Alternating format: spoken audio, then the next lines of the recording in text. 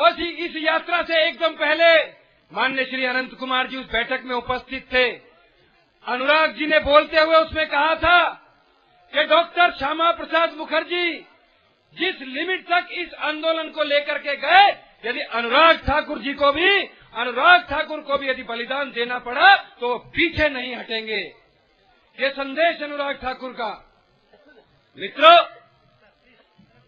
मैं भाषण की कड़ी में आमंत्रित कर रहा हूं भारतीय जनता पार्टी के राष्ट्रीय उपाध्यक्ष और पंजाब प्रदेश के प्रभारी आदरणीय श्री शांता कुमार जी। मैं उनसे निवेदन करूंगा कि वो मंच पे आए और यहां के युवाओं को मार्गदर्शन दे। भारत माता की, भारत माता की।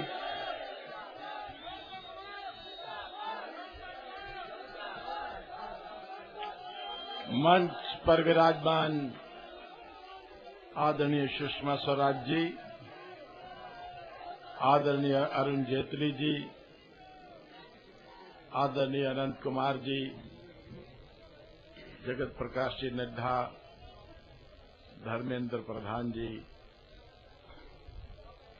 श्री कालिया जी, सिद्धू जी, अश्विनी जी,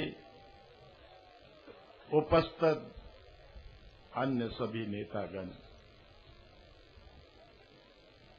और मेरे प्रिय अनुराग ठाकुर जी और देश भर से आए हुए युवा शक्ति के प्रतीक नौजवान मित्रों, आप भाषण सुन रहे थे, नारे लगा रहे थे।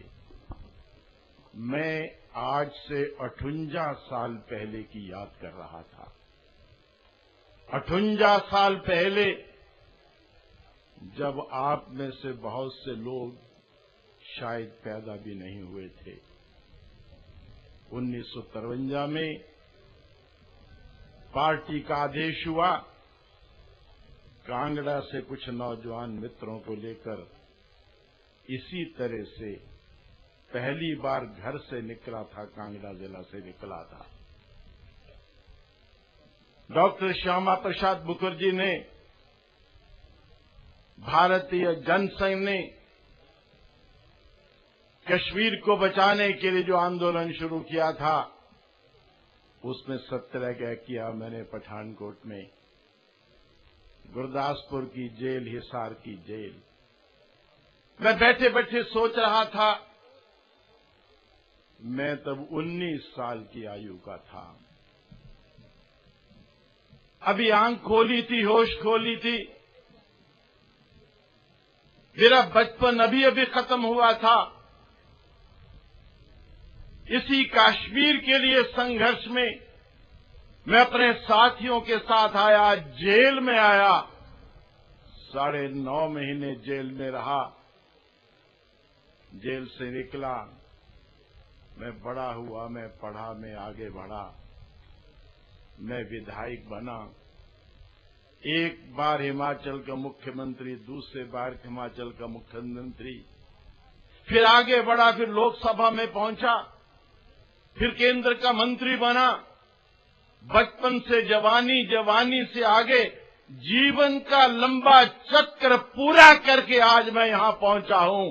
लेकिन कश्मीर की समस्या वहां की वहां खड़ी है। कौन है इसके लिए जिम्मेदार? कश्मीर की समस्या का समाधान अभी तक नहीं हो पाया है। आज भारत मां की आंखों में आंसू है। डॉक्टर श्यामा प्रसाद मुखर्जी की आत्मा देख रही होगी हमको। इसी पुल पर कश्मीर में उन्होंने प्रवेश किया था और कहा था, मैं कैदी के रूप में जा रहा हूं, लेकिन पूरे कश्मीर को भारत के साथ विलय करने की कोशिश करूंगा। उनका बलिदान हो गया। सरकार की गलत नीतियों के कारण समस्या वैसे की वैसी उलझी है। आज फिर देश की जवानी को उठना पड़ा है, जागना पड़ा है, यहां आना पड़ा है। हम उस संकल्प को आज दोहरा रहे हैं, जिस संकल्प के लिए डॉक्टर श्यामा प्रसाद मुखर्जी ने बलिदान दिया। केवल उनका बलिदान नहीं हुआ, जम्मू में प्रजा परिषद के नाम पर ये तिरंगा झंडा हाथ में लेकर एक नहीं अनेक लोगों ने गोलियां खाई थी। कितने बलिदान दिए हैं, कितने संघर्ष किए हैं। भारतीय जनसंघ और फिर भारतीय जनता पार्टी के रूप में हमें इस बात का सौभाग्य प्राप्त है कि देश की एकता के सवाल पर हम प्रारंभ से जुड़े हैं। भारतीय जनसंघ 1951 में बना, अभी शिशु था, बच्चा था। 1953 में कश्मीर को भारत से अलग करने की साजिश हुई और भारतीय जनसंघ उसके खिलाफ खड़ा हुआ। डॉक्टर श्यामा प्रसाद मुखर्जी का बलिदान हुआ। अगर डॉक्टर श्यामा प्रसाद मुखर्जी का बलिदान न हुआ होता, भारतीय जनसंघ खड़ा न होता, देश खड़ा न होता, आज कश्मीर हमारे हाथ से निकल गया होता। कश्मीर जो बचा है उस बलिदान के कारण बचा है। और कश्मीर की समस्या जो प्रारंभ हुई वो कांग्रेस के नेताओं की गलत नीतियों के कारण प्रारंभ हुई।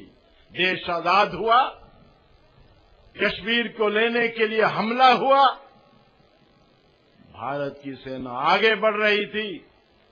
दुनिया में कोई ऐसी मिसाल नहीं है कि किसी देश पर हमला हो, उस हमले को खाली करवाने के लिए सेना आगे बढ़ने लगे और देश के नेता बढ़ती हुई सेना के कदमों को रोक लें और कश्मीर का तीसरा हिस्सा पाकिस्तान के कब्जे में रहे। मामला यूनाइटेड नेशन में ले जाया जाए। कितनी अधूरी अदूरदर्शी नीतियां। आज तक वो इलाका पाकिस्तान के पास है, लंबे विस्तार में नहीं जाता। गलत नीतियां, गलत नीतियां, वोट की राजनीति और जम्मू कश्मीर के अंदर देशभक्तों की बात को न सुनना, अलगाववादी लोगों की बातों को सुनना, उसका परिणाम है कि आज कश्मीर भारत के साथ पूरी तरह से उसका जो विलय होना चाहिए, वो भारत का एक पूरा राज्य बन जाना चाहिए, रम जाना चाहिए, समरसता आनी चाहिए, उसमें अगर कमी है तो कांग्रेस सरकार की गलत नीतियों के कारण कमी है। डॉक्टर श्यामा प्रसाद मुखर्जी ने जो बलिदान दिया था वो बलिदान अधूरा नहीं जाएगा। और जनसंघ और भारतीय जनता पार्टी के रूप में हम प्रारंभ से देश की एकता के सवाल पर इसके लिए खड़े रहे, अड़े रहे।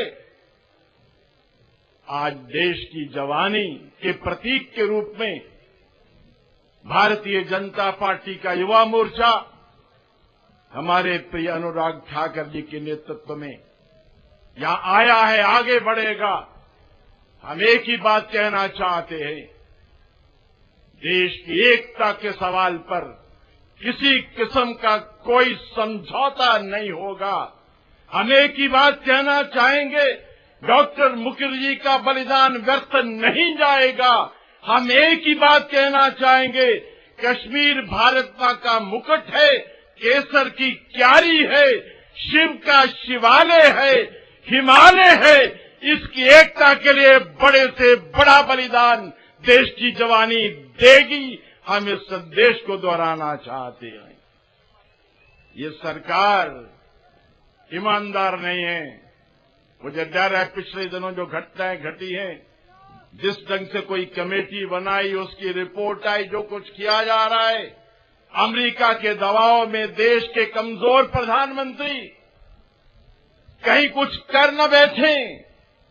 अभी तो हम तिरंगा झंडा लगाने की बात कर रहे हैं, पूरे कश्मीर के अस्तित्व को खतरा है। ऑटोनॉमी देने का सवाल, पाकिस्तान और भारत की करेंसी लाने का सवाल, 1953 से पहले के हालात पैदा करने का सवाल, इन सारे सवालों पर दिल्ली की सरकार ईमानदार नहीं है। वो कुछ ऐसा करना चाहती है जो देश के लिए बहुत खतरनाक रहेगा। तिरंगा झंडा तो लाल चौक पर लगाना ही है, लेकिन कश्मीर पूरी तरह से भारत का है।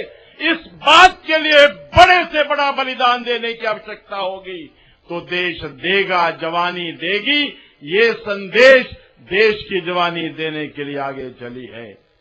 मैं भारतीय जनता पार्टी युवा मोर्चा को बधाई देता हूं, जिन्होंने पूरे देश में इस एकता यात्रा के द्वारा एक बार फिर से सवाल को जागृत किया है, देश के लोगों का ध्यान आकर्षित किया है। मैं अनुराग ठाकर जी को बधाई देता हूं, जिनके नेतृत्व में जवानी आगे बढ़ रही है। और मैं दिल्ली के लोगों को बता देना चाहता हूं, कोई समझौता नहीं होगा। तुम किसी दबाव में आकर कुछ नहीं कर सकोगे। लाल चौक पर झंडा लहराएगा, जरूर लहराएगा। और जम्मू कश्मीर के अस्तित्व के बारे में किसी प्रकार का समझौता नहीं होगा। मैंने इस शब्दों के साथ आप सब पूरे देश से आए हुए जवानों को शुभकामनाएं देता हूं, बधाई देता हूं। ये जो पूरे के पूरे देश में एक नई जागृति पैदा करने की आपने कोशिश की है, मुझे विश्वास है ये कदम आगे बढ़ेंगे। इन कदमों को कोई रोक नहीं सकेगा। लाल चौक ही नहीं, हिंदुस्तान के हर कोने में जगह जगह देश का झंडा भी लहराएगा, राष्ट्रीयता की सुगंध भी आएगी। और देश के शहीदों ने जिस भारत के लिए अपना बलिदान दिया, वो एक भारत, स्वाभिमान भारत देश में हम निर्माण कर सकेंगे। एक बार फिर से अनुराग जी को, आपको बहुत बहुत बधाई, शुभकामनाएं। और आगे चलेंगे, आप अकेले नहीं चलेंगे, हम भी आपके साथ चलेंगे। और नौजवानों, मैं तो 1953 का सत्याग्रही हूं। मुझे 1953 में भी जेल जाने का मौका मिला था, इसी सवाल पर जेल जाने का मौका मिला था। अप्रैल में हमने सत्याग्रह किया था, गुरदासपुर की जेल में थे। डॉक्टर श्यामा प्रसाद की जब उनका बलिदान हुआ तो मैं गुरदासपुर जेल में था।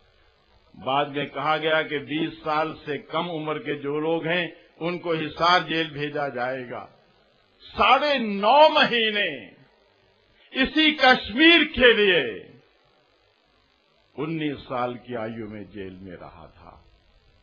मुझे सौभाग्य है आज फिर से एक बार मैं सुषमा जी, अरुण जेटली जी से निवेदन करूंगा, आगे जाते हुए मुझे छोड़ करके न ले जाइए। मैं तो 1953 का सत्याग्रही हूं।